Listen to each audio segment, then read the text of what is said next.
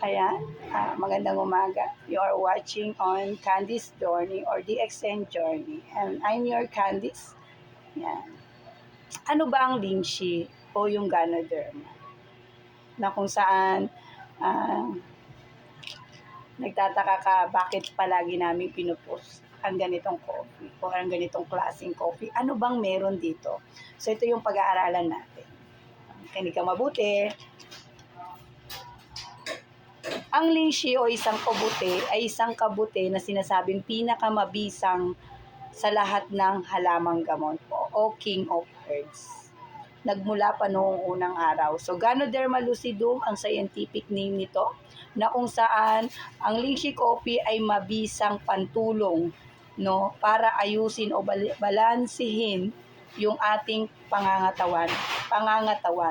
Hindi ito nakakasama kahit marami ang ating kainin, dahil ito ay nagtatagal sa ating katawan sa loob ng 20 at 30 oras.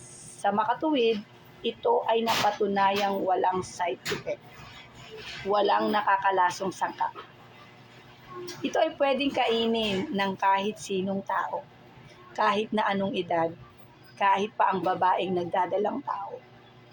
Tinutulungan ng lynchy coffee ang ating katawan para labanan ng mga sakit, dahil inaayos nito ang katawan sa pamamagitan ng paglilinis o pagtanggal ng lason na naipon sa ating katawan, at ibinabalanse nito para magtrabaho ng tama at maayos upang ang ating katawan mismo ang lumaban at magpagaling sa ating mga sakit.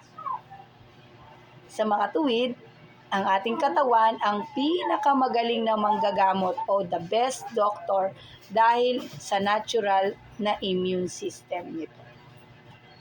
Ang lynchy ang kasagutan sa lahat ng problema ng tao hinggil sa kalusugan sa makabagong panahon.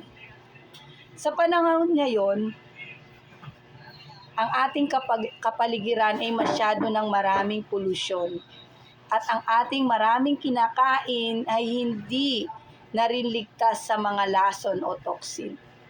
Lahat ng chronic diseases ay dahil sa mga lason na nasa ating katawan, at dahil na rin sa hindi balanse ang trabaho ng ating katawan.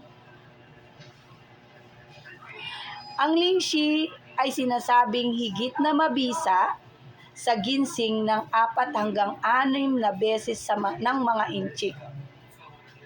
Base sa pag-aaral na pag-alaman